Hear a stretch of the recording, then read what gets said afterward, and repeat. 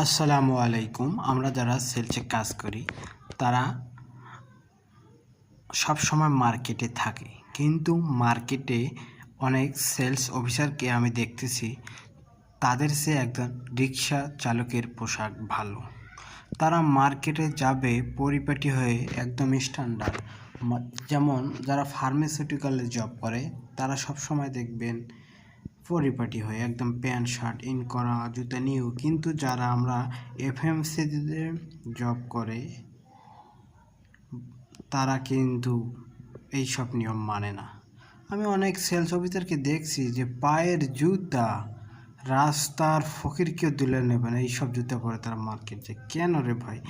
আপনার কাপড় থাকতে পারে কম, দুইটা প্যান্ট দুইটা শার্ট থাকলেই এনাফ।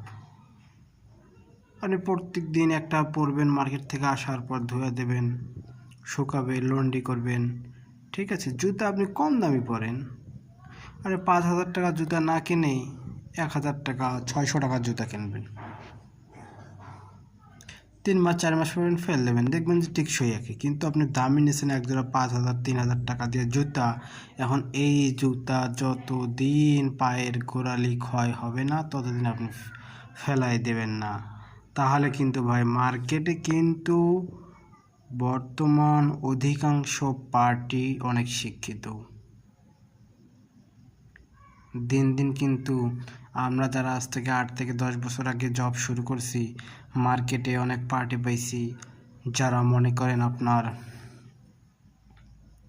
কি বলবো, নাম লিখতে পারে না কিন্তু কোটি কোটি টাকা ইনকাম। কিন্তু এখন যারা মার্কেটে আপনাদের পার্টি, যারা আপনার কাছে প্রোডাক্ট নেয়, রিটেল কাস্টমার, তারা কিন্তু অনেক শিক্ষিত না। অধিকাংশ বিদেশ থেকে আসছে, কেউ পড়াশোনা করে চাকরি করতেছে না। তারা আপনার কাছে কিন্তু আপনার এখন সেলসটা খুব সহজ হয়ে যাবে আপনি যদি একটু ভালোভাবে মার্কেটে যান, পোশাক আপনার ভালো থাকে, স্ট্যান্ডার্ড পরিবেশ, তারা কিন্তু আপনার সাথে কথা বলবে। আমি দেখছি অনেক সেলস অফিসার মার্কেটে হাই ভাই কী পাঠাবো কী না পাঠাবো অমুক তমুক বলে মার্কেটে কাজ শেষ করে ফিরে আসে। এভাবে আপনাদের সেলস বাড়বে না। দিন যত যাচ্ছে মার্কেটিং চাকরি প্রতিযোগিতা তত বাড়তেছে। আপনি এইভাবে আপনার মার্কেট নষ্ট করতেছেন কাভারেজ না করে, আর একজন এসে আপনার জায়গা দখল করতেছে। মনে রাখবেন, কখনো কোনো পার্টি তার দোকানে যদি আপনার প্রোডাক্ট না থাকে তাহলে সে দোকান বন্ধ রাখবে না, সে প্রোডাক্ট বিক্রি করবে। আপনার প্রোডাক্টে সে আর একটা প্রোডাক্ট দিয়েই সে কাস্টমারকে বোঝাই দেবে, কাস্টমার নেবে, দোকানদার বিক্রি করবে।